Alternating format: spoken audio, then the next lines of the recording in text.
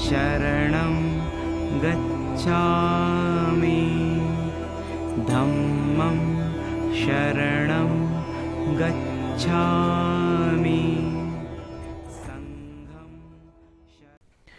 आज दुनिया के मानचित्र पर देखें तो जो बोध गया है, जो कि एक प्रमुख तीर्थ स्थल है, जहां आज आप लोग पधारे हैं, यही भगवान बुद्ध ने 6 सालों तक तपस्या करके और ध्यान की कई विधियों का उपयोग करते हुए उन्होंने बुद्धत्व को प्राप्त किया और उस बुद्धत्व में अनात्म के सिद्धांत को प्रतिपादित किया। तो ये बोध गया जहाँ पर हम सब बैठे हैं एक प्रमुख तीर्थ स्थल है। और आजकल जैसे कि मौसम बहुत सर्द है और आप ये भी एक भगवान बुद्ध की अनुकंपा समझें कि मौसम बहुत सर्द है, तो आप लोग यहाँ आराम से इसे सुने। और आज से अगले 3 दिन तक जो बौद्ध प्रवचन होंगे वो खासकर भारतीय लोगों के लिए हैं। तो भारत से आए बौद्ध अनुयायियों और विद्यार्थी जो पधारे हैं, तो आप लोग यहाँ कार्यक्रम में जो धर्म का श्रवण करेंगे, तो उसी क्रम में सबसे पहले पाली परंपरा, उसके साथ साथ संस्कृत परंपरा के अनुसार जो हमारी यहाँ पूजा विधियाँ हैं, पाठ है, वो किया जाएगा। नमो तस्स भगवतो अरहतो सम्मा सम्बुद्दस्स नमो तस्स भगवतो अरहतो सम्मा सम्बुद्दस्स। भगवान् गम्भीराव सम्बोधं नाम्य समाधिं समापन्नः तेन च समयेन आर्यावलोकितेश्वरो बोधिसत्वो महासत्वो। जैसे कि मैंने पूर्व में कहा कि भगवान बुद्ध ने इस धरती बोध गया में बुद्धत्व को प्राप्त किया, तो उसके बाद सर्वप्रथम उन्होंने जैसा कहा कि जिस निर्यात्म तत्व का मैंने साक्षात्कार किया वो शब्द और बुद्धि का अगोचर है, अतः मुझे धर्म उपदेश नहीं करना चाहिए, ऐसा भगवान बुद्ध ने कहा। ऐसा भगवान बुद्ध ने क्यों कहा, इसके पीछे उनका एक निजी विचार था कि उस समय भारत में जो भी सिद्धांतवादी धर्म को मानने वाले लोग थे, उनकी मान्यता ये थी कि इन 5 स्कंदों से हट करके कोई एक एकाकी आत्मा का अस्तित्व होता है। तो इस भारत जगत में सभी लोग समानता को मानते थे। अगर मेरे द्वारा जो धर्म की व्याख्या की गई, जो मैंने प्राप्त किया, वो निर्यात्म के आधार पर किया। मैंने निर्यात्म रूपी तत्व का साक्षात्कार किया। अगर इस प्रकार का धर्म उपदेश उन्हें दिया जाए तो शायद उनकी बुद्धि से परे होगा। तो इन सब बातों को ध्यान में रखते हुए भगवान बुद्ध ने सिद्धांत को मानने वाले सिद्धांतवादी जो लोग थे, वो आने वाले जीवन की मान्यता को मानते थे, लेकिन फिर भी उन्होंने भी बहुत सारे तर्कों से सिद्ध किया कि अगर अगला जन्म मिला भी तो बहुत सारी ऐसी चीजें हैं जो आगे ले जाती हैं। वो आत्मा के सिद्धांत को मानने वाले सिद्धांतवादी थे। तो उसी प्रकार से भगवान बुद्ध ऐसे लोगों से परे थे। आत्मा की मान्यता की वजह से जिसका कोई अस्तित्व नहीं होता, उसको मानने की वजह से जो भी क्लेश थे, तो पुद्गल लोग उन्हें नष्ट करने में सक्षम नहीं थे। ये एक प्रकार की मिथ्या दृष्टि थी जिससे अपने क्लेशों को नष्ट नहीं किया जा सकता था। तो इसे नष्ट करने के लिए हमें अनात्म के सिद्धांतों को मानने की परम आवश्यकता होती थी। तो सिद्धांत को मानने के पीछे क्या मकसद था, और अगर कोई निर्वाण प्राप्त करना चाहे या निर्वाण की वास्तविकता में प्रवेश करना चाहे तो अनात्म सिद्धांत को मानने की आवश्यकता थी। इसके अनुसार ही उसे प्राप्त किया जा सकता था। इस वजह से तथाकथित बुद्ध ने भी अनात्म के सिद्धांतों की व्याख्या की। उसके बाद जो मैंने निर्यात्म तत्व का साक्षात्कार किया है, जो मैंने प्राप्त किया है, जो कि शब्द और बुद्धि का अगोचर है, तो इस प्रकार से किसे उपदेश देना चाहिए, तो सबसे पहले उन्होंने पाया कि वाराणसी में उनके जो 5 शिष्य थे उनको उपदेश दिया जाए जिससे वो समझ सकें, अन्यथा जो बाकी के पुद्गल जन थे उनका समझना संभव नहीं होगा। बोध गया से वाराणसी जाकर पहले 4 आर्य सत्यों को उपदेश दिया। जब सबसे पहले उपदेश दिया तो उसमें 4 आर्य सत्य थे। 4 आर्य सत्यों के बाद फिर द्वितीय धर्म चक्र में शून्यता के सिद्धांतों का उपदेश दिया, जैसे कि आप लोगों ने यहाँ देखा प्रज्ञा, पारमिता, हृदय सूत्र का पाठ किया गया। तो उसमें जिक्र है कि रूप ही शून्य है और शून्यता ही रूप है, इसकी व्याख्या की गई।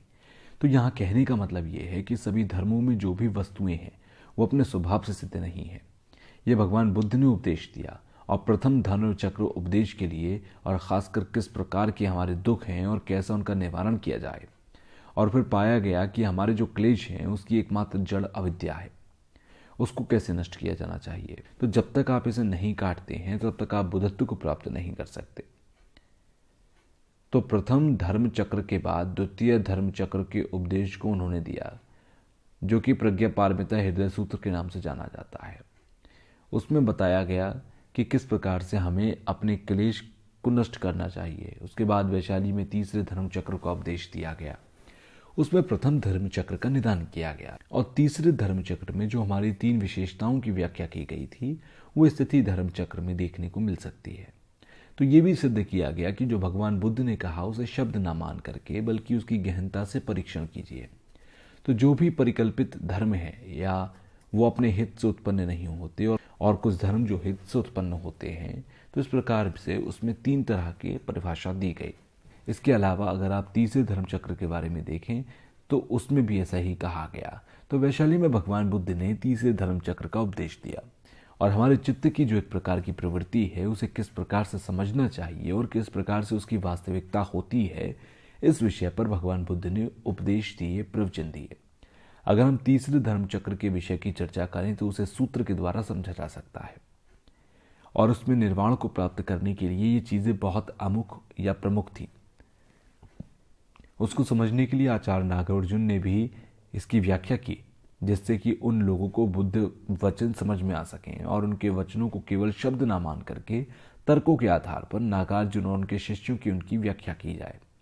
इसके बाद समकालीन स्थित कश्यप आदि ने भी जो विनय के ग्रंथ हैं, खासकर भिक्षुओं का जो विनय किस प्रकार से हो, उनके ग्रंथों की उन्होंने व्याख्या की।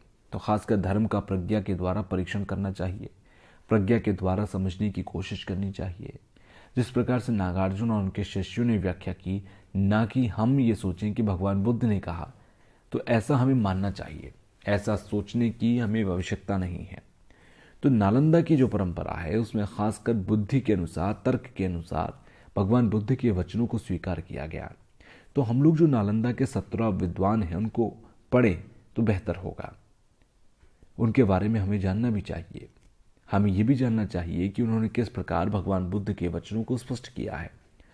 तो आज से लगभग 2600 वर्ष पूर्व उनका शासन भारत से ही अन्य जगहों पर गया।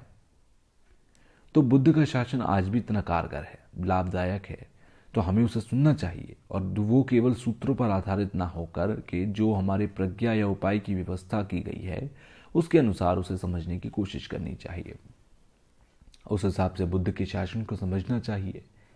जब भगवान बुद्ध ने इस प्रकार पाया कि इस देश में अलग अलग प्रकार के लोग हैं और सबकी अलग अलग तरह की बुद्धि है, तो भगवान बुद्ध ने अपने उपाय और प्रज्ञा से लोगों की बुद्धि को समझते हुए उन्हें उपदेश दिए। अगर आप भगवान बुद्ध के 3 धर्मों के उपदेश को देखेंगे, इनकी अगर आप तुलना करेंगे तो किस जगह पर भगवान बुद्ध ने उपदेश दिए और दूसरा उसी प्रकार से धर्म उपदेश में भी अन्य प्रकार के धर्म उपदेश हैं। तो भगवान बुद्ध ने भी ये कहा कि हमारे ये जो 5 स्कंध हैं एक बोझ के समान है और इसको ढोने वाला जो पुरुष या स्त्री है वो एक वाहक के रूप में है। तो उस आधार पर जो हम इन स्कंदों को लेकर चल रहे हैं, यानी स्कंदों का भी जो आत्म के रूप में एक जिक्र मिलता है, तो इस प्रकार से भगवान बुद्ध ने जैसे लोगों की मनोवृत्ति थी उसी हिसाब से धर्म का उपदेश दिया। और उसके बाद भगवान बुद्ध ने ये भी कहा कि जो भी बाह्य धर्म है, जो भी हमें बाहर से दिखने वाली चीजें हैं, वो स्वभाव से सिद्ध नहीं है। तो इस प्रकार का उपदेश उन्होंने तीसरे धर्म चक्र उपदेश में दिया। जो भी चीजें हमारे सामने घटित होती हैं, हमें दिखाई देती हैं, वो केवल हमारे अंदर वासना के कारण ही उनका उजागर होता है, वो उत्पन्न होती हैं। वास्तव में उनका कोई बाह्य अस्तित्व नहीं होता। तो बाह्य अस्तित्व को भी भगवान बुद्ध ने इस प्रकार से नकारा। इसके अतिरिक्त उन्होंने कहा कि रूप, वेदना आदि दूसरे धर्म चक्र में प्रज्ञा पारमिता हृदय सूत्र में स्पष्ट रूप से है, उसकी भी रूप, वेदना इत्यादि जो अपने स्वभाव से सिद्ध नहीं होती है। इस प्रकार की व्याख्या प्रज्ञा पारमिता सूत्र में आप देख सकेंगे। उसमें भी जो हमारे मार्ग, वस्तु, ज्ञान तीनों की व्यवस्था भगवान बुद्ध ने प्रज्ञा पारमिता हृदय सूत्र में दी है। उसके अलावा आप देखें तो जो सामान्य अभ्यास की चीजें थीं, जैसे 37 प्रकार के बौद्ध अंग, ये भी भगवान बुद्ध के स्वभाव से सिद्ध नहीं है। तो जो भगवान बुद्ध के वचन हैं उनका आपस में ही कभी कभी विरोधाभास देखने को मिलता है। तो उसके लिए भगवान बुद्ध ने कहा कि भिक्षुओं, विद्वानों, मेरे वचनों का परीक्षण करो। ठीक उसी तरह से जिस तरह एक सुनार सोने को तपाकर ये पता लगाता है कि यह खरा सोना है कि नहीं, उसी तरह आपको भी मेरे वचनों के बारे में परीक्षण करना चाहिए, ना कि आपको केवल शब्द मात्र से मान जाना चाहिए। तो मैं भी कहता हूं कि आप जो भी श्रोतागण यहाँ आए हैं, यहाँ पर जो भी धर्म चक्र को श्रवण करने वाले हैं, आपको परीक्षण करना चाहिए, जांच पड़ताल करनी चाहिए। जैसा है वैसा ही मान लेने से आपकी जो परीक्षण करने की क्षमता पर्याप्त नहीं होगी, और परीक्षण के दौरान अगर आपको लगता है कि ये सत्य वचन है जिस प्रकार से कहा गया, तब आप उसे स्वीकार करें। हालांकि इस दुनिया में बहुत ज़्यादा ही शास्त्रा हुए हैं, बहुत सारे धर्म उपदेशक हैं, लेकिन किसी ने भी इस प्रकार की छूट भगवान बुद्ध के अतिरिक्त कहीं और देखने को नहीं मिलती। तो हमें आपको व्यावसायिक चीज़ों को समझना होगा। हालांकि समत और विवसना के अभ्यास की बात करें तो वो सभी धर्मों में देखने को मिलती है, अन्य परंपराओं में भी देखने को मिलती है, लेकिन परीक्षण करने की विधि केवल और केवल भगवान बुद्ध और उनके बाद नागार्जुन आदि की दी हुई है, उसी पर टिकी है, सिर्फ उसी में देखने को मिलती है और कहीं नहीं। तो आप लोगों को विचार करना चाहिए कि इस प्रकार का जो चिंतन है वो हम भी कर सकें। आजकल के बहुत सारे विद्वानगण, खासकर वैज्ञानिक लोग भी इस बारे में चिंतन कर रहे हैं, भगवान बुद्ध के वचनों के प्रति थोड़ी बहुत रुचि पैदा कर रहे हैं। भगवान बुद्ध ने जिस तरह से उपदेश दिए या परीक्षण करने को कहा, तो अपने चित्त को तटस्थ भाव से रखते हुए उसका चिंतन करते हैं। अगर आप देखें तो वैज्ञानिक लोग भी किसी चीज का परीक्षण करते समय किसी एक वैज्ञानिक के द्वारा कह दिया गया है ऐसा ना मान करके बहुत सारे वैज्ञानिक उस विषय पर परीक्षण करते हैं, चर्चा करते हैं, तब जाकर सत्य को मानते हैं। तो इसी आधार पर हम सभी को समझना चाहिए कि जो भी भगवान बुद्ध ने कहा वो आज के समय में कारगर है कि नहीं, लाभदायक है या नहीं, आपको उसका चिंतन करते रहना चाहिए। तो आज के समय में भी शिक्षा के क्षेत्र में भी 2600 वर्ष पूर्व भगवान बुद्ध के वचन और शिक्षा कारगर है। उनकी एक वजह है कि उन्होंने कहा कि आप इसका परीक्षण करें। इसके अलावा वैज्ञानिक आइंस्टाइन ने भी कहा कि भविष्य में अगर कोई धर्म विज्ञान के साथ चल सकता है तो केवल बौद्ध धर्म ही है जो विज्ञान के साथ साथ चल सकता है। तो मैं बहुत सारे वैज्ञानिकों से मिला, उनके साथ मेरा संवाद हुआ, तो उनका भी विचार मैंने जाना कि किस प्रकार से वो विषयों पर चिंतन करते हैं, विचार करते हैं। तो इन बातों को देखते हुए आप समझ सकते हैं कि बौद्ध और उसके अतिरिक्त वैज्ञानिक लोग, विद्वान लोगों को भी भगवान बुद्ध के वचन लाभदायक लगते हैं। भगवान बुद्ध ने स्पष्ट रूप से कहा है कि बुद्धि के द्वारा परीक्षण करना चाहिए, और मैं कहना चाहता हूं कि भगवान बुद्ध भारतीय थे। आप सभी जानते हैं कि उनका जन्म इसी भारत में ही हुआ, यहीं सभी जगहों पर धर्म का प्रचार भी हुआ, भगवान बुद्ध के वचन ही पूरे विश्व में फैले। तो नागार्जुन भी भारतीय थे, सभी विद्वान भारतीय थे। आप अच्छी तरह जानते हैं कि ये सभी भारतीय होने के नाते आप लोगों को इनके दर्शन समझने की कोशिश करनी चाहिए, और जहां तक श्रोता होने की बात है तो वो भी भारत से ही है, ना कि अन्य देशों से। तो आप लोगों को इसको समझना चाहिए, और मैं भी अपने आप को सौभाग्यशाली मानता हूं कि इस अवसर पर भारतीय लोगों के प्रति इस धर्म उपदेश का आयोजन किया गया। तो आप लोगों को धर्म उपदेश देकर मैं खुद को सौभाग्यशाली समझता हूं, और मैं भी खुश हूं कि इस तरह से आप लोग प्राचीन भारतीयता का जो ज्ञान है आप उसे प्राप्त करना चाहते हैं। क्योंकि यह भारत से ही उत्पन्न हुआ तो इसकी व्याख्या करना मेरे लिए सौभाग्य की बात है। अगर पाली परंपरा के अनुसार देखें तो ज़्यादातर इसे मानने वाले श्रीलंका, बर्मा, थाईलैंड, कंबोडिया में पाली परंपरा को मानने वाले बौद्ध धर्म के लोग रहते हैं। तो इसके परे अगर संस्कृत परंपरा को भी देखें तो इसे भी मानने वाले चीन या तिब्बत इत्यादि संस्कृत परंपरा को मानने वाले लोग हैं। तो जो भी दो परंपराएं हैं वो भगवान बुद्ध के द्वारा इसी देश में उत्पन्न हुई। तो आप लोगों को भी ये जानना चाहिए कि इस परंपरा का भलीभांति प्रचार तिब्बत देश में हुआ, और जो आज की स्थिति है उससे आप परिचित हैं। तो वास्तव में इस परंपरा के जो उत्तराधिकारी हैं वो आप भारतीय लोग हैं। आपको इसे समझना चाहिए, इसका चिंतन करना चाहिए। तो सबसे पहले यहाँ बौद्ध गया के अंदर अनगारिक धम्पाल, जिन्होंने आकर के महाबोधि सोसाइटी की स्थापना की। इसके बाद जो डॉक्टर अंबेडकर हैं उन्होंने भी भारत में बौद्ध पुनर्जागरण का काम किया। तो ये सौभाग्य की बात है, आज भी समय समय पर बौद्ध लोगों की संख्या या सुनने वालों की रुचि बढ़ रही है। तो आपसे मैं कहना चाहता हूँ कि ये जो भगवान बुद्ध का शासन है, विरासत है, तो उसमें अगर एक सच्चे उत्तराधिकारी के रूप में देखें तो आप लोग ही हैं। क्योंकि एशिया में बौद्ध धर्म का प्रचार और प्रसार भारत से ही हुआ, और कहीं से नहीं हुआ, इसलिए आप लोगों को इसमें बढ़ चढ़कर आगे आना चाहिए। जैसा कि अभी मैंने शुरुआत में कहा, पाली भाषा में पाठ किया, बच्चों ने संस्कृत में पाठ किया, तो इससे सिद्ध होता है कि आपकी ये परंपरा इसी जगह पर व्याप्त है। आपको इसका और पालन करना चाहिए और इसका और ज़्यादा विकास होना चाहिए। अभी अगर देखें तो परंपराओं का काफ़ी आभास हुआ, उनको पुनरुत्थान करने के लिए आवश्यकता है। आप युवा और युवतियों को साथ आने की कोशिश करनी चाहिए और मैं इस बात से काफ़ी खुश हूँ कि आप लोग काफ़ी संख्या में यहाँ पर पधारे हैं और मुझे पिछले 5859 वर्ष हो चुके हैं। तो मेरी और जितनी भी कोशिश है, मैं भारत की इस विरासत को दुनिया के समक्ष, लोगों के समक्ष लेकर जाना चाहता हूँ। इस चीज़ की मैं व्याख्या करता हूँ। हालांकि ये जो आपकी विरासत है ये काफ़ी गंभीर है।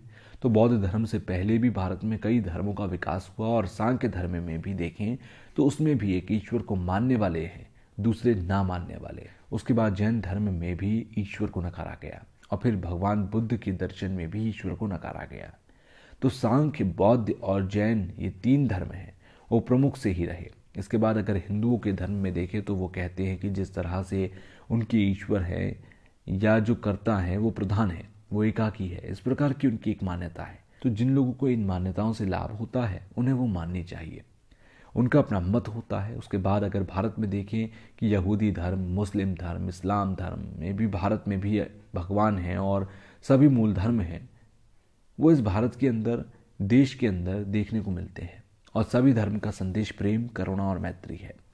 जो भी उनके मानने वाले अनुयायी हैं उन सबका यही उपदेश होता है। तो जब इस तरह के मूल सिद्धांत को सभी को लाभ देते हैं तो निश्चित रूप से हमें इनका पालन करना चाहिए। जो भी मानते हैं उन्हें मानने की आवश्यकता है।